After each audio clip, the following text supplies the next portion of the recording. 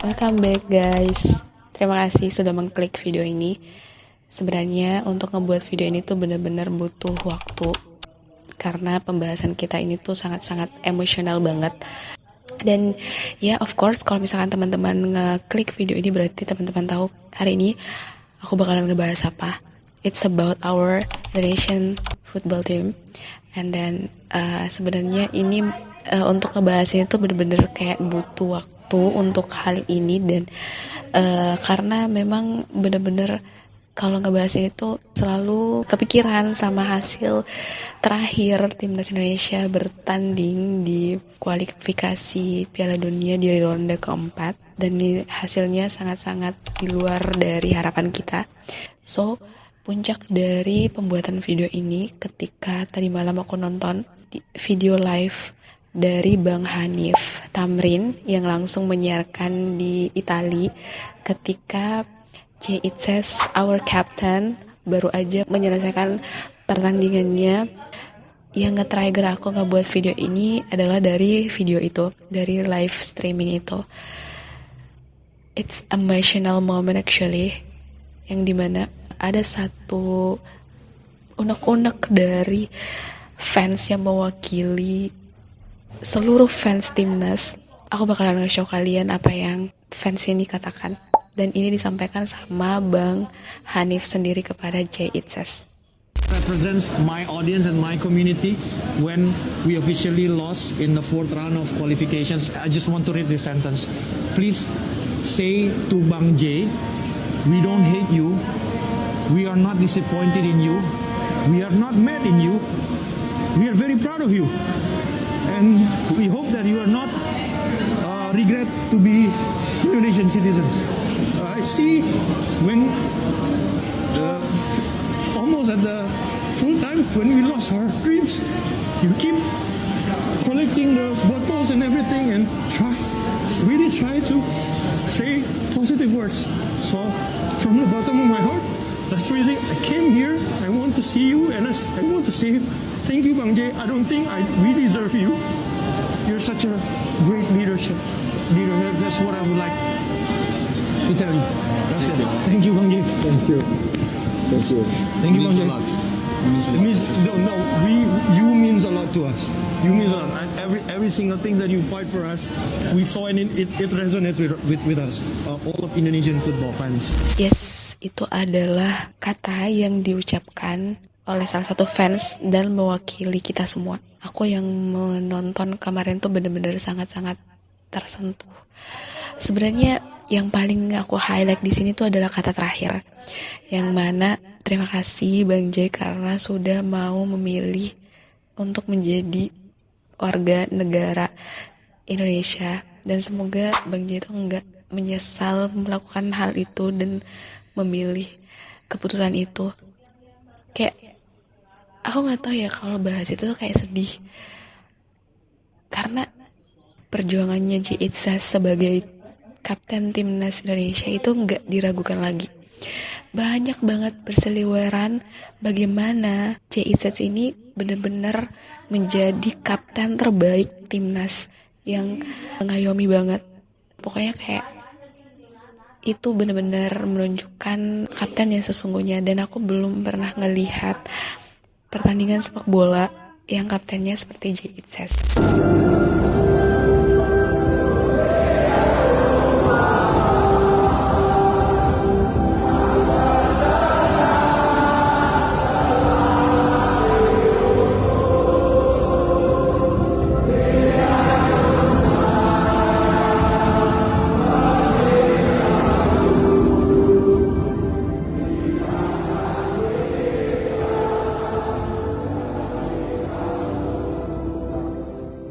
Keputusan itu adalah sesuatu hal yang kalau kita pikir ya bener banget sama yang Bang Hanif katakan di live streaming itu, bahwa kita tuh kayak ngerasa gak pantas memiliki It Says sebagai seorang kapten karena saking luar biasanya beliau gitu. Dan timnas Indonesia, kita sebagai orang yang kayak gak pantas memiliki kapten sebagus itu.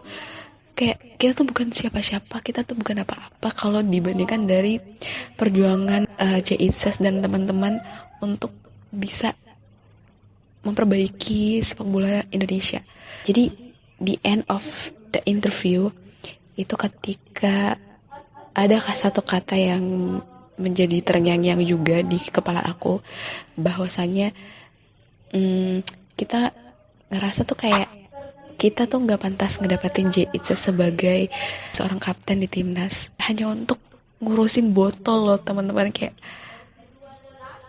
mungkin teman-teman yang nonton pertandingan timnas Indonesia di ronde keempat itu ngelawan Irak, waktu itu berdasarkan keputusan wasit dan juga para pemain lawan itu guling-gulingan, udah kayak ngulur-ngulur waktu, kayak udah 1-0 di situ tuh kayak, dan waktu udah mepet banget, yang gimana para supporter itu udah mencuak banget emosinya karena kan ini babak penentuan, dan disitulah nggak kekontrol para supporter Indonesia yang dimana mereka melemparkan botol di lapangan sebagai protes mereka kepada pihak-pihak yang ngebuat mental pemain ngedown.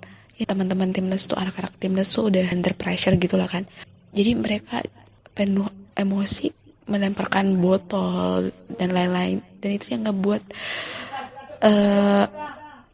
Jay Itse sebagai as a captain, dia memungut botol-botol itu dibantu sama anak-anak timnas yang lainnya, dan semuanya jadi kayak emosional banget dan sad ending banget.